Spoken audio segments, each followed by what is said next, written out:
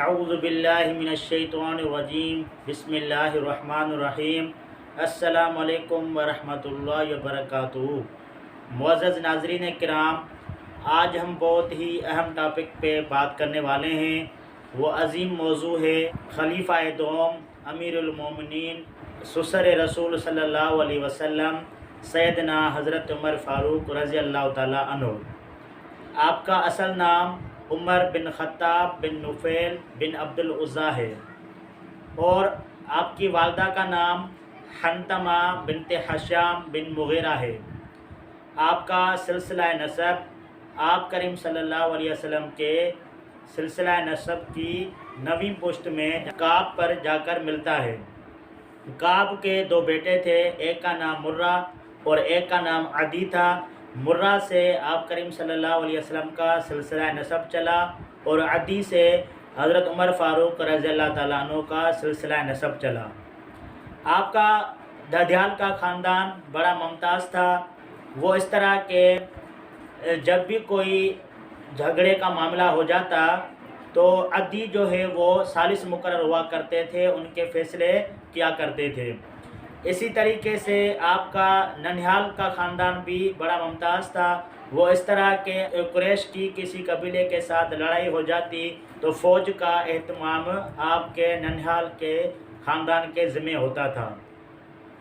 آپ کے ابتدائی حالات کچھ اس طرح ہیں کہ آپ کو بچپن سے ہی تجارت سے بڑا شوق تھا اور چونکہ عرب میں زیادہ تر تجارت ہوا کرتی تھی تو شروع سے ہی کئی ملکوں میں تجارت کی وجہ سے جا چکے تھے۔ اس کے بعد آپ کے ایمان لانے کا واقعہ بھی کچھ عجیب ہے۔ جب اسلام کا سورج طلوع ہوا اور آپ کریم صلی اللہ علیہ وسلم کو نبوت ملی تو آپ کریم صلی اللہ علیہ وسلم کے صحابہ کرام میں روزانہ اضافہ ہوتا رہا۔ تو آپ کو جب علم ہوتا کہ کوئی مسلمان ہوا ہے تو آپ بھی سردار تھے اور ان پر ظلم کیا کرتے تھے۔ آپ کی ایک باندی تھی جس کا نام بسینہ تھا، ان پر بڑا ظلم کیا کرتے تھے۔ جب انہوں نے دیکھا کہ بسینہ کسی بھی قیمت میں اسلام سے نہیں پھر رہی تو انہوں نے سوچا کہ اسلام میں کچھ تو ہے، جو اتنا میں اس کو مار رہا ہوں اس کے باوجود وہ اسلام سے نہیں پھر رہی۔ تو انہوں نے کہا کہ یہ روزانہ لوگوں کا اضافہ ہو رہا ہے، کیوں نہ نعوذ باللہ اس ہستی کو ہی مٹایا جائے۔ تو وہ ایک دن اپنی ننگی تلوار لے کر اور نعوذ باللہ آپ کریم صلی اللہ علیہ وسلم کو ختم کرنے کے ارادے سے نکلتے ہیں۔ یہاں پر آپ کریم صلی اللہ علیہ وسلم اللہ تعالیٰ سے دعا مانگتے ہیں کہ یا اللہ اسلام کو عزت بخش، عمر بن خطاب کے ذریعے سے یا عمر بن حشام کے ذریعے سے، یعنی ابو جہل سے۔ تو حضرت عمر فاروق رضی اللہ تعالیٰ عنہ اپنے گھر سے تلوار لے کر نکلتے ہیں تو راستے میں بنو زہرہ قبیلے کا ایک شخص ملتا ہے جس کا نام نعیم بن عبداللہ ہے۔ جب عمر کو دیکھتے ہیں کہ بڑے جذباتی اور بڑے غصے میں جا رہے ہیں تو وہ ان سے پوچھتے ہیں کہ آپ کہاں جا رہے ہیں؟ تو حضرت عمر فاروق رضی اللہ تعالیٰ عنہ کہتے ہیں کہ میں اس ہستی کا خاتمہ کرنے جا رہا ہوں جس کی وجہ سے یہ اسلام پھیل رہا ہے، جس کے لوگ دن بدن بڑھ رہے ہیں۔ تو نعیم بن عبداللہ کہتے ہیں کہ وہاں پر جانے سے پہلے اپنے گھر کی تو خبر لو، آپ کے بہنوئی اور آپ کی بہن مسلمان ہو چکے ہیں۔ تو وہ وہاں سے ارادہ بدل کر اور اپنی بہن کے پاس جاتے ہیں اور بہن قرآن مجید کی تلاوت کر رہی ہوتی ہے۔ تو جیسے ہی حضرت عمر رضی اللہ تعالیٰ عنہ کے قدموں کی آواز وہ سنتی ہے تو ان کو پتہ چل جاتا ہے کہ عمر آ رہے ہیں، تو وہ ان قرآن کے اوراق کو چھپا لیتی ہے اور جیسے ہی عمر ان کے گھر میں پہنچتے ہیں تو وہ بہن سے پوچھتے ہیں کہ تم کیا پڑھ رہی تھی؟ تو بہن کہتی ہے کہ ہم کچھ بھی نہیں پڑھ رہے تھے۔ تو وہ پھر بہنوئی کو مارتے ہیں، اتنا مارتے ہیں کہ ان کی جو بیوی ہے اور حضرت عمر فاروق کی جو بہن ہے وہ بچانے کے لیے آتی ہے تو پھر وہ اس کو بھی مارتے ہیں، یہاں تک مارتے ہیں کہ وہ لہو لہان ہو جاتے ہیں۔ پھر وہ بہن کہتی ہے کہ اے عمر تم سن لے، اگر تم خطاب کے بیٹے ہو تو میں بھی خطاب کی بیٹی ہوں، تمہیں جو کرنا ہے کر لو، ہم اسلام سے نہیں پھریں گے۔ تو یہ الفاظ ان کے دل پہ اثر کر لیتے ہیں اور ان کے بعد پھر بہن سے کہتے ہیں اچھا تم مجھے وہ تو سناؤ جو تم پڑھ رہی تھی۔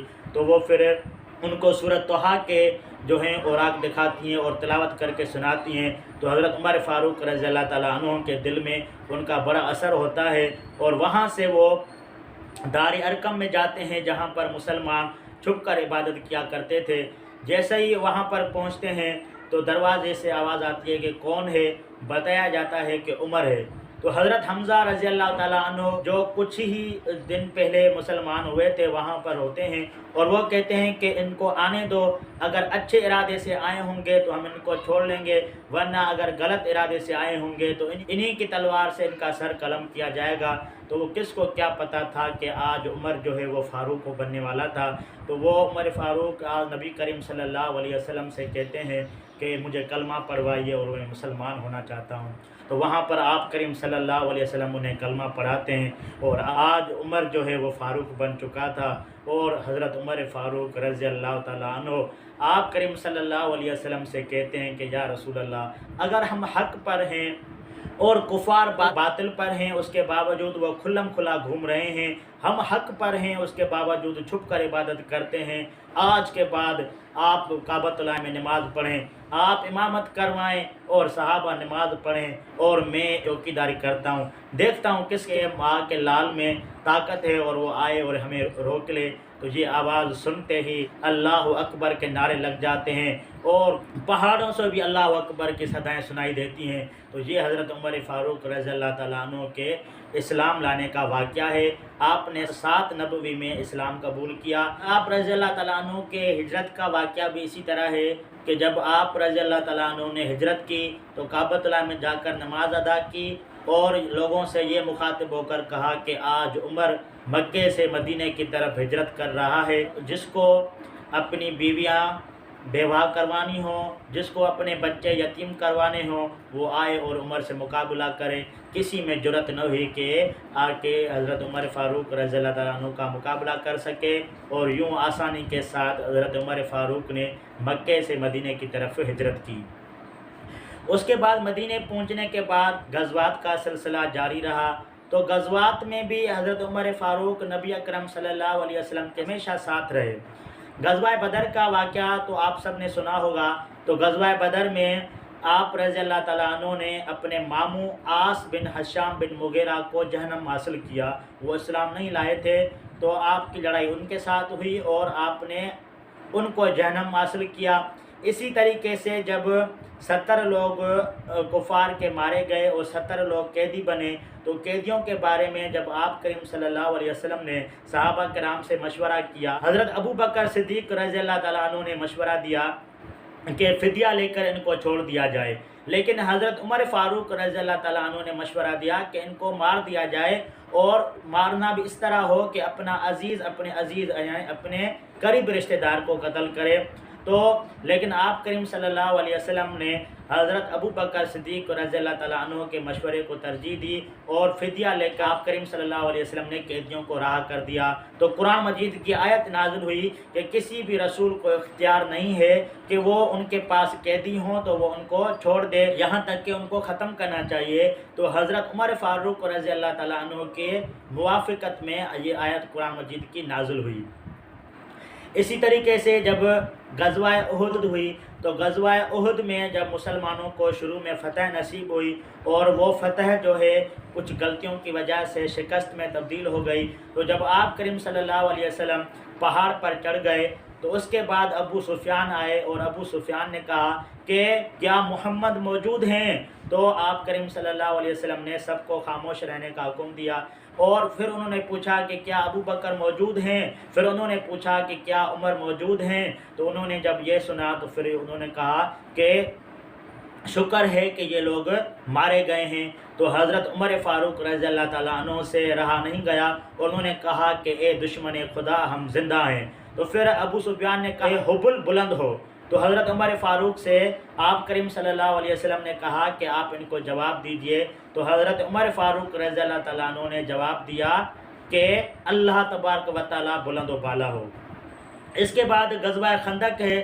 غزوہ خندق میں جب آپ کریم صلی اللہ علیہ وسلم نے صحابہ کرام کو مقرر کیا اور ہر ایک کو اپنا اپنا حصہ دیا سنبھالنے کے لیے، تو حضرت عمر فاروق رضی اللہ تعالیٰ عنہ کو بھی ایک حصہ دیا۔ وہاں پر حضرت عمر رضی اللہ تعالیٰ عنہ کی ذمہ داری تھی، وہاں پر ایک مسجد بھی بنی ہوئی ہے۔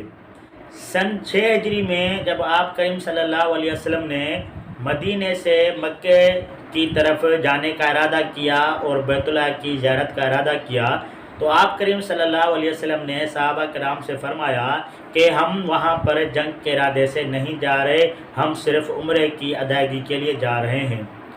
تو پھر آپ کریم صلی اللہ علیہ وسلم اور ان کے ساتھی جب مقام ذوالحلیفہ پر پہنچتے ہیں تو وہاں پر حضرت عمر فاروق فرماتے ہیں کہ دشمنوں کے پاس غیر مسلح ہو کر جانا درست نہیں ہے، اس میں مصلحت نہیں ہے۔ تو پھر آپ کریم صلی اللہ علیہ وسلم سے گزارش کی کہ ہمیں بھی ہتھیار لے کر جانے چاہیے، دشمنوں پر کسی قسم کا اعتبار نہیں کیا جا سکتا۔ تو آپ کریم صلی اللہ علیہ وسلم کو یہ رائے پسند آئی اور آپ نے مدینے سے ہتھیار منگوا لیے۔ تو اس کے بعد آپ کریم صلی اللہ علیہ وسلم حضرت عثمان کو مکے کی طرف خبر دینے کے لیے بھیجتے ہیں۔ تو یہ خبر مشہور ہو جاتی ہے کہ کفار نے حضرت عثمان رضی اللہ تعالیٰ عنہ کو شہید کر دیا ہے۔ پھر آپ کریم صلی اللہ علیہ وسلم وہاں پر سب صحابہ کرام سے حضرت عثمان رضی اللہ تعالیٰ عنہ کی شہادت کا بدلہ لینے کی بیعت لیتے ہیں۔ اس کے بعد سن 7 ہجری میں غزوہ خیبر ہے، اور غزوہ خیبر میں بھی آپ رضی اللہ تعالیٰ عنہ نے شرکت کی تھی، اور اس کے بعد پھر غزوہ حنین ہے، اور اس کے بعد پھر غزوہ تبوک ہے۔ اور غزوہ تبوک میں آپ کریم صلی اللہ علیہ وسلم نے جب سب صحابہ کرام کو حکم دیا کہ ہر کوئی اپنی استطاعت کے مطابق سامان جمع کروائے، تو آپ سب کو یہ پتہ ہے کہ حضرت ابو بکر صدیق رضی اللہ تعالیٰ عنہ نے اپنے پورے گھر کا سامان جمع کیا، اور حضرت عمر فاروق رضی اللہ تعالیٰ عنہ نے اپنے پورے گھر کے سامان کو 2 حصوں میں تقسیم کیا اور ایک حصہ بارگاہ رسالت میں جمع کروایا۔ یہ حضرت عمر فاروق رضی اللہ تعالیٰ عنہ کا شان اور مرتبہ۔